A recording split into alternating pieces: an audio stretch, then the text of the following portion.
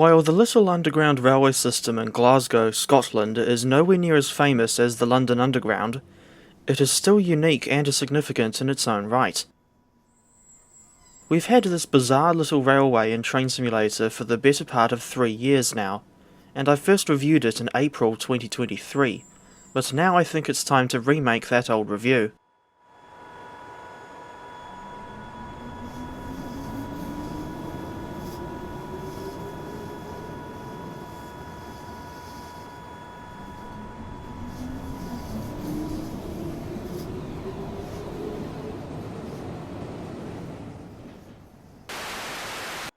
This add-on was developed by Thomson Interactive and released in April 2022.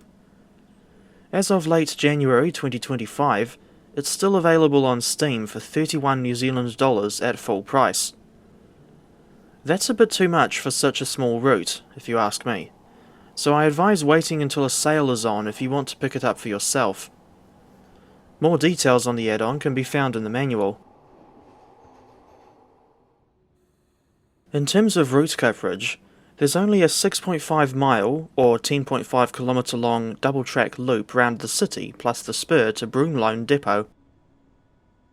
There are 15 stations on this line, and going in a clockwise direction, their names are Govan, Partick, Kelvinhall, Hillhead, Kelvin Bridge, St George's Cross, Calcadens, Buchanan Street, St Enoch, Bridge Street, West Street, Shields Road, Kinning Park, Cessnock, and Ibrox. Then you arrive back at Govan, and while going around the loop, the railway passes under the River Clyde twice.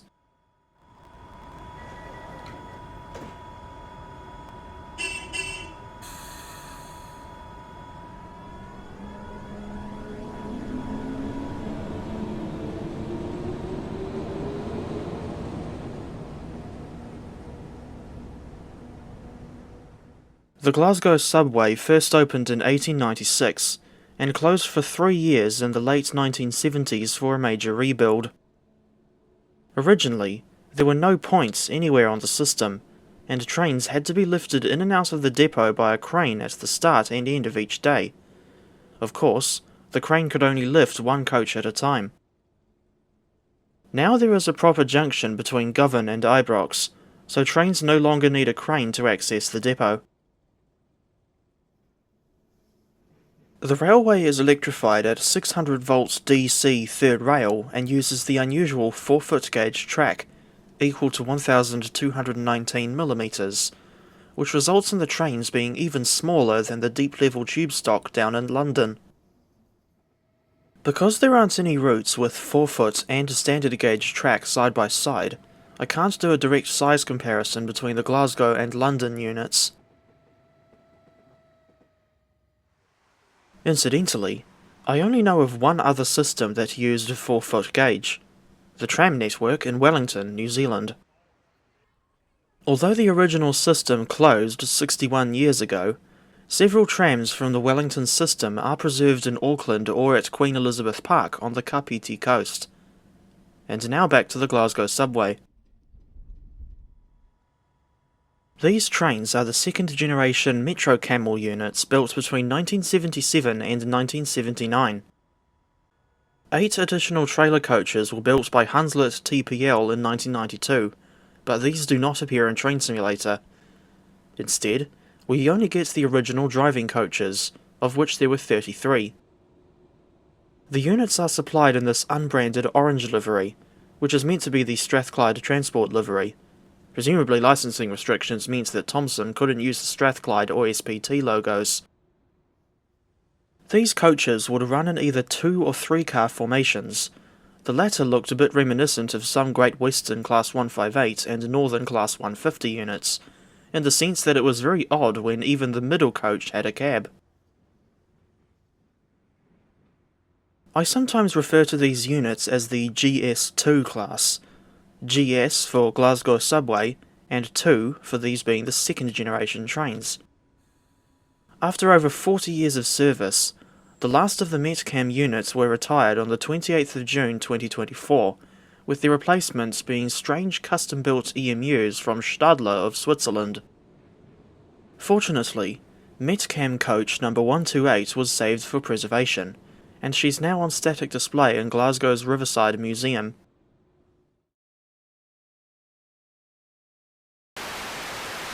There's an unusual form of automatic train operation on the Glasgow Subway.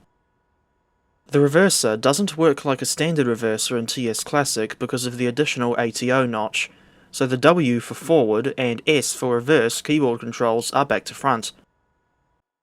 ATO can only be used when the auto permit lamp is illuminated on the dashboard, and to get it working, you'll need to put the reverser in the A notch and the throttle in the P notch. The auto start button is located just next to the throttle and above the line volt lamp. Once the button is pressed, the train drives herself to the next station, slowing down for speed limits when necessary.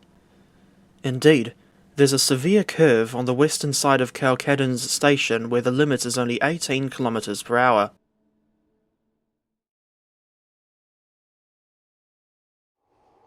The route is quick-drive compatible and comes with 7 scenarios, all in career mode, because of course they are. I'm surprised career mode is still a thing these days. Although I suppose the plus side to this situation is that you can at least turn the scoring off. I've tried driving the GS2 manually in passenger service before, and it's quite difficult to determine where to start applying the brakes for the next station. It doesn't help that the platforms are really short, and it can be easy to overshoot them. Normally, I only run the GS2 manually when I'm shunting at the depot, and even in manual mode, the train will not exceed the speed limit. There are 3 permitted speed limits on the system, namely 18, 35, and 55 km per hour. Besides the unusual nature of the Glasgow Subway in general, there are lots of things that I like about this route. My favourite detail outside of the train is probably the animated shed doors at Broomloan Depot. You've also got good modelling and presumably realistic physics on the train, and speaking of which, while there is a passenger view, it is not controlled by pressing the 5 key like it normally is in TS Classic. Instead, it's accessed by pressing the left or right arrow keys after hitting 1 to enter the cab view. This setup is carried over from the Class 350 that comes with West Coast Mainline Trent Valley. As you approach Govan Station from the eastern end, you pass through the remains of the old pit where the crane lowered coaches into the system in the morning and lifted them back out at the end of the day. Further along the line, near Partick, you'll pass the site of Merkland Street, the subway's only abandoned station. It closed in 1977, with Partick being built in its place. The existing St Enoch station was rebuilt to a similar layout as Partick, with 2 side platforms instead of a single island platform. All 15 stations throughout this in-game route are accurately modelled to depict the 2002 to 2009 period. Incidentally, I found out years ago that it's quite easy to get Partick confused with the name of a chubby pink starfish. Partick is also notable for being the only station on the Glasgow Subway to have direct interchange with the National Rail network. Elsewhere on the line, St Enoch is fairly close to Glasgow Central, but not close enough to have a direct interchange. All stations on this line were originally built with narrow island platforms, but 3 stations, namely Hillhead, Buchanan Street and Ibrox, were each rebuilt with an additional platform as they're the busiest stations on the line. In 2009, the 3 aforementioned stations had glass screens installed on one side of the original island platforms, which explains why those barriers are absent in-game. Because the actual passenger carrying section is entirely underground, Broomloan Depot is the only part of the route that actually has scenery. Nothing is depicted above ground for the rest of the route, which results in very high frame rates. The depot's layout in-game is different from how the real thing looks in 2025, although I forget the exact differences. At the end of the day, and despite this being a fairly short route with severely limited replay value, I still like the Glasgow Subway add-on in Train Simulator. Underground routes are generally a rare thing in this game, and the unconventional nature of this particular system means that I can still confidently recommend this add-on to other TS Classic players, be they veterans, like myself, or just starting out with the game. I think this particular DLC deserves an 8 out of 10.